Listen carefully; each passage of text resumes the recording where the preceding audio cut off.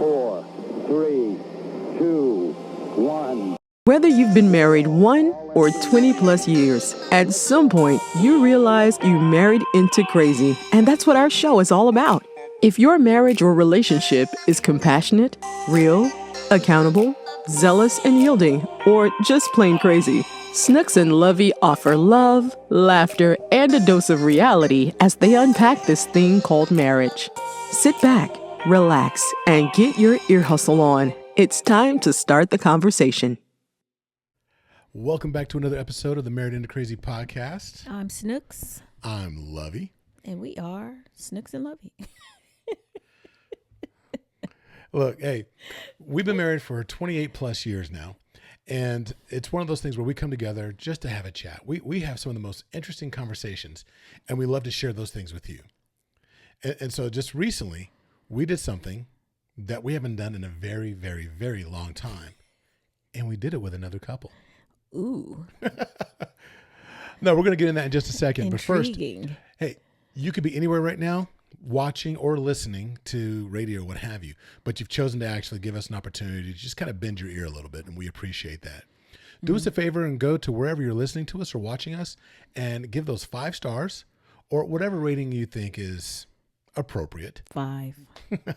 And leave a review as well. It increases the discoverability and allows us to have a broader conversation with a much larger group, because what we're trying to do is really positively impact marriages across the world. Right. You're doing a great job as it stands just by being you, but we want to extend that conversation to more individuals. So tell your auntie, tell your mama, tell your cousin, tell everybody about the Married Into Crazy podcast. And while you're doing that, we'd be remiss if we didn't point out that... What? No, I'm just playing. We would be remiss if we did not point out that the 2-day... First, let me back up. The conference, Winter Ball and Marriage Conference, is quickly approaching. So we want to implore everyone to get your tickets. However, the window of opportunity for the 2-day conference is closing on January 23rd. We did extend the 1-day, Saturday only, till February 5th. February 5th. Or until they're sold out. So you are able, if you're unable to come to Friday night to get to the big date night, to the ball, it's going to be beautiful. We're going to have a lot of fun. You still have the opportunity to join us on Saturday with the what I call the nuts and bolts session of the program. It's going to be a lot of fun. We got some great speakers lined up. And so, yeah, go ahead, go to marriedintocrazy.com, click on that winter ball click icon, whatever, tab, and go ahead and get those tickets. We're going to have a great time. We look forward to seeing y'all there. So for those of you that are Johnny on the spot or Jane on the spot, and you're listening to the podcast the day that it comes out, it's coming out on Wednesday, the 22nd. That would give you 24 hours to get this thing done. So all the way up until midnight on the 23rd, you have a chance to still get tickets for what she said, the date night. And here's what you get. What I said. You're actually going to get a farm to fork gourmet chef that's going to prepare a nice banquet for you. And then on top of that, you also be able to dance to the 90s throwback R&B music of the Sugar High Band. I wanted to say Sugar Hill Band, but that would be cool. But it's the Sugar High Band, extremely popular band out here in the Sacramento Valley, and they perform at wineries. They do all kinds of major venues, and we've been blessed to actually have them commit to actually pouring into you with their song. Yeah. We got a light show. It's going to be pretty amazing. I'm excited about that. And then next day, of course, we have Dr. Eric Thomas. E.T. is going to be in the house live. For real. People keep asking me, is he just going to be like on satellite? It's going to be on satellite. It's going to be on video. No, E.T. is flying in. He's to Sacramento. He's going to be in the spot. And then we have other people like OJ and Delisa Swanigan. We're going to be in their house. The Light Christian Church. Yep. So we're going to be in their house. They're going to be bringing it, as well as Eva Palacios. Miss Olivia. That's Olivia. Olivia? Eva Palacios. Eva, you others. Heard him mess your name up, girl. I got you, though. It's going to be a lot of fun. So we have other speakers as well. And the entire day is being overseen by Derek and Lillian Winrow. These dynamic masters of ceremony are going to be making sure that we're having a great time all day, but still getting the nuts and bolts. Mm-hmm. And so there's going to be breakfast on Saturday morning. We have a little bit of a continental breakfast that we're providing for you. And then we have 3 incredible food trucks that are going to be on site to make sure you get your grub on when we have that long break. And of course, there's going to be vendors on the spot as well. Yeah. So that's enough. So get your tickets. He said that's enough. Enough of that. No. So what do we do with another couple? Hey. So, Lovey surprised me with a mystery date. I knew we were going on a date. I just didn't know what it was. So I have a love for strings, cello, violin. Wow. Cello, violin. He took me on a date and it was absolutely beautiful. We went to what it is called Candlelights and Strings. The candlelight. It happens all over the United States. Yeah. I never seen it before, but as soon as we walked in, I have a love for candles. And the whole stage was just covered in candles. And then there were 2 towers full of candles. And I was like, already, I don't know what it is, but I love it. Okay. Oh, see, we could have left then. I loved it. I didn't say I was done with it yet. Okay, I can't even enjoy it anyway. So what comes, there's a quartet that come out and it was neo soul. The theme was neo soul. So they played these songs from Lauryn Hill. It was, so many people. I can't even. Lauryn Hill's. I feel like Maxwell, Prince, Alicia Keys, Prince, Keys. There were a lot, and and they were on it, and Boys to Men. Yeah, Boys to Men. Yeah, it was a lot of fun. It was a lot of fun. Saw a couple people there that we knew. Unbeknownst to me, I knew we were going to go out to dinner also, but we were joined by another couple. Actually, one of the dynamic couples that are going to be speaking at the conference, Cloyce and Sheila Dickerson. So we had such a great time. We talk about being in a community. We always talk about like iron sharpens iron. We as couples should be sharpening each other. And we were sharpening each other on Saturday evening. We went out to dinner to Q1227. Great restaurant out here in the Sacramento area, top notch, as a matter of fact. And we just, laughed. Like I threw my head back laughing, like it was coming from my diaphragm. But we had such a good time. And just having that experience is just like, this is the stuff that we talk about hanging around with other couples who genuinely love to have a good time with each other. I think we may have all been in a space at a time or two where you're with a couple who not necessarily is having a good time with each other. So they make the date awkward. They're arguing, little tidbits back and forth, but we didn't have any of that. Not at all. It was amazing. Yeah, it was really great. So we always talk about having that. Snooks said it. It's iron sharpens iron. But we always say that as iron sharpens iron, we as couples should be sharpening each other. Mm-hmm. So we wanted to really talk about what it means to be a Proverbs 27 couple. And you need to be in a community with other individuals that are down for your marriage as well. Not just theirs, but they're like, you know what? We want your marriage to flourish because we need good people to be around as well. Yeah. Seriously. Yeah, we do. We can't do it by ourselves. I mean, we could, but who wants to?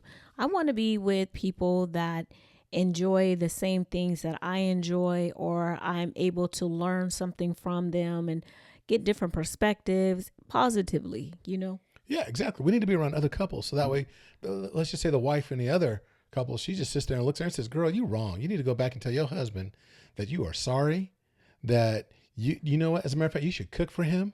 You should actually, so we need, who? Oh, we don't know no couples like that. Like, wait, did I miss it? I thought you were saying that Sheila said that to me. No. I was like, no, that was your other family. That wasn't me. No, but it is one of those things where you want to be around couples. And we sat around, we talked about God. We talked about community. We talked about dreams, aspirations. And Cloyce and Sheila have their own marriage community. They actually are they're founders of another group called Intentionally Yours. Mm-hmm. And they have a Married for Life movement that's taken place. And we don't compete, we collaborate. Yeah. And we were sitting there sharing ideas and talking about collaborating to lift up marriage. Mm-hmm. And that was exciting. And it wasn't like, oh, okay, well, I'm going to keep this a secret, or I don't want to talk to him about that, or I don't want to. No, it was like we were going in, like, because the more we talked about it, the louder we got, the more we laughed. And I didn't, sorry, but it was like we were drawing other people to us too. They were like, y'all are having such a good time, just having a great time laughing. So that becomes infectious in a sense, It's like, oh, what y'all doing? And there was a pastor there that's an amazing musician. oh yeah, Jono Strickland. Jono. Look him up. He's a phenomenal saxophonist. Oh my gosh, he performs at yeah. Yoshi's and a variety of other places throughout Northern California. But I didn't even see Jono when we walked in, and he heard us laughing so of course caught his attention. He comes over, and so we hug it out, and then I introduced him to the other couple, and we just had a great time. And we want all of you to have a great time. It's nice to go. You need that alone time when you're a couple, and you need to be off in the corner with the candlelight and hanging out. But there's also a time for you to come together with other individuals to lift you up, to lift each other up, to make sure that, this is great. You know what? We're not a unicorn. There are other people that enjoy their marriage as much as we enjoy ours. That's why, just thinking about the winter ball and even the conference on Saturday, but more so specifically the winter ball, it's going to be couples. We're going to be dancing. We're going to eat. We're, be merry. It's just going to be a lot of fun. Drink and be merry. Eat, drink, and be merry. But we're going to be surrounded by couples that know that the purpose of being there is to enhance their marriage, to enhance the experience. What can I take from this? What tools will I learn? What resources are going to be made available? So that's kind of, it's not just about, oh, we're patting ourselves on the back. No, we want people. Not at all. We want people to come and have this fun experience that we've had, and also so that we can get to know y'all, and we let's go to dinner or something, Imagine we all are on a cruise. Imagine we're all going to a destination, Jamaica, Barbados, Curacao, or Hawaii, or wherever, right? Or Europe. But you're traveling with the group. You'll have your alone time, but you also have a group of individuals that are down for the marriage. There's not going to be any craziness going on. People are like, girl, you should leave him because he out there getting drunk. None of that stuff. said, We're talking about people that are sitting there that are looking forward to hanging out with other couples. That is the vision. That is the goal, to get to the point where we've got these major marriage outings where everybody's just having a blast. Mm-hmm. And that's the goal. And so here's the thing. I said a Proverbs 27 couple, right? And when you look at Proverbs 27, it says iron sharpens iron. And that's how it starts. And that's what I want to focus on, because it doesn't say as wood dulls wood, right? Or wood shaves wood. It's as iron sharpens iron. Each strong in their own respect. Mm-hmm. Iron is strong. Iron can be weaponized, but you can also use iron to sharpen each other to ensure that it's not going to be a dull blade, that it's going to be effective. We talk about being the tip of the spear, mm-hmm. right? And that means that you're on the very end. You're on the entry point. You are the weaponized side, if you will, the point of the dagger. But what we want to do is be exactly that when it comes to the covenant of marriage, that we are very sharp, and usually when it's sharp, that also means that, depending upon the environment, it's also shiny. Shiny things attract people. Shiny things attract. And we want your marriage to attract other couples. We want you to be the beacon in your neighborhood, in your community, in your city, for what it means to be married. Yeah. For all the good reasons. I hope so. I mean, yeah, I would. Well, everybody so. knew Ike and Tina were married.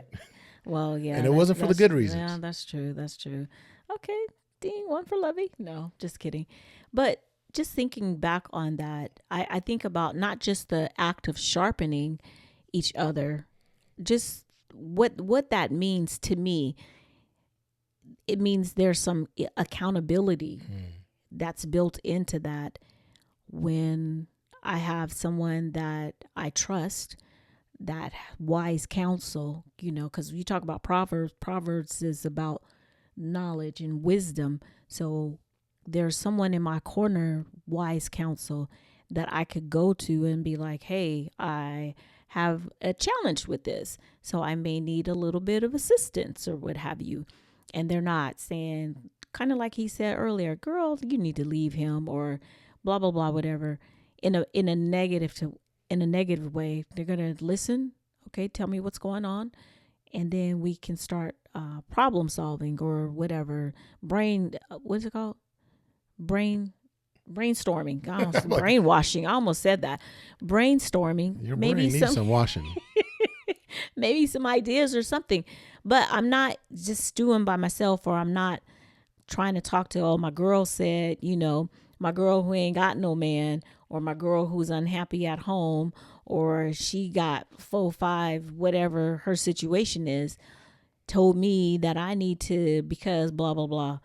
No, someone who's going to say, okay, so did you think about it this way? Looking at different perspectives and giving, like I said before, the wise counsel. And asking me the questions, what part did you play in any of this? Where's your accountability? Those are the type of people that you want to have around you, that can be invested in your marriage. Because I don't need my married friends acting like they're single, right, or my single friends trying to get me to act like they're single or what have you. I can honestly say I don't have a ton of friends, but my friends that I have, they're like, hey, they will pull my coat in a minute if I'm out of pocket. What's going on? What's happening right now? Well, what Lovey do? Okay, so what'd you say? Or, so that's the kind of, those are the things that you want to be around. Exactly. And people that are genuinely interested in you as well. It was funny. We were sharing stories going back and forth about things they're going through in life and laughing. And we got to share. They really wanted to know our love story, like how we began. And I thought we had told them that before, but when we went through that, and they were like, what? and they were all in. And laughing. And it was just cool. We've told this story a million times, but it was one of those things that it was fun and refreshing to be able to share it with a fresh set of ears that really wanted to hear it. And it reminded us again. And here's the thing. One of the biggest things we talk about in our coaching is getting back to your I do. Mm-hmm. What was the reason? What led up to you wanting to say I do? Mm-hmm. Volunteering to pick up somebody else's drawers for the rest of your life. No, I mean, I'm joking, but a lot of times things get lost in the minutia of life. It gets lost because we get so beat down because life be lifing, and you forget about why you said I do. Mm-hmm. And when you get a chance to tell your story and you're around other couples, it takes you back to why you said I do, and it reinvigorates your relationship. I have yet to meet a couple that when their why came up, when we do our coaching or, our discovery calls or what have you, anywhere actually, when the why comes up, or will you tell me what happened? How did you guys meet? And they tell the story and they're laughing and they're like, do you remember blah, blah, blah, whatever. And it just it transforms them back to that time. They're like, oh yeah, I remember that. And it gives them a different, it's like it's a restart, a jump start again on some things. Those things that you forgot because all you've been doing for the last 5 years is fighting about the bills or worrying about the kids or whatever. That didn't have anything to, I won't say it didn't have anything to do with you, but that wasn't focused entirely on the two of you. Now you get to go back and be like, yep, that's why I said that to him. That's why I wanted her. That's why whatever. That's right. And something as simple as a double date or a community date or whatever you want to call it, just going out together and just laughing and just letting your hair down and be like, you know what, that's good. And when you look across the room and you see her or him laughing with the other guys or the other ladies, and you see them without all those cares and worries that you're talking about, and it just grabs you and you're like, yeah, look at her. And then you're like, or she's like, that's my man over here. Look at him being so goofy, or whatever it may be. And it takes you back. And that's what we're trying to get all of you to hold on to get back to. That's the essence of what our marriage should be year after year after year. We want you to have 50 years of marriage, 60 years of marriage, whatever that may be, but tied directly to the original reason why you said I do. And you rediscover it. Trust me, you do get reinvented and rediscovered and morphed, and you develop over the years. You're never going to be the same person you were when you got married, but your reasons, the why, generally stays attached to the hip to those vows. Yeah. And that's what we want. And so we had a great time. We just wanted to share that with you, but also remind you that I think it's time for us. It's 2025.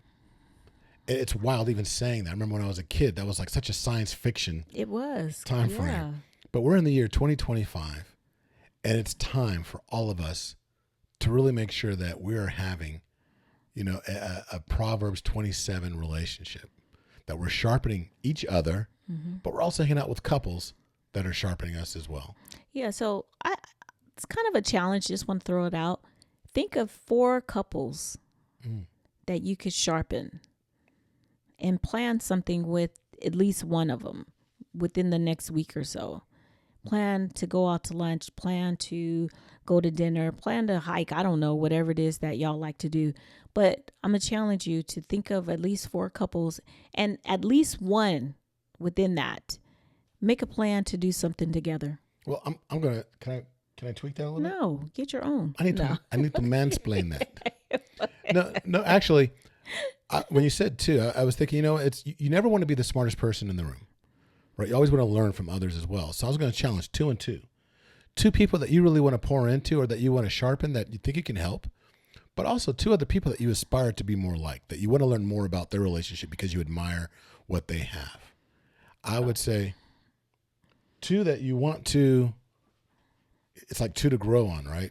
But basically, you want to be around people that you're always like, it's not that you're always teaching, but you're also learning. And that can be from a variety of, I saw that look in your face. So I'm confused now. So are you telling them not to do what I said? Not at all. Forget what I just said. I know. Go back to what Snooks said. Go back to what she said. I'm asking. So when they determine the two on this side, 2 on that side, are they still going to pick at least one couple to go out to? Absolutely. 1 each. Okay. Make 2 dates.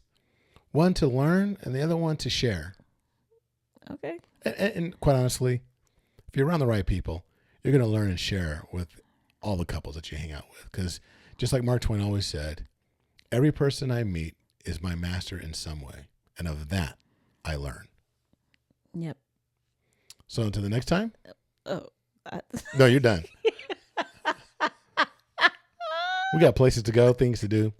Until the next time. Wow. Be blessed. Bye. Bye. Thank you for listening to the Married into Crazy podcast with Snooks and Lovey. Please like, subscribe to, and review the show wherever you access it, and tell a friend about us. Visit marriedintocrazy.com and see how Snooks and Lovey can bless your marriage directly.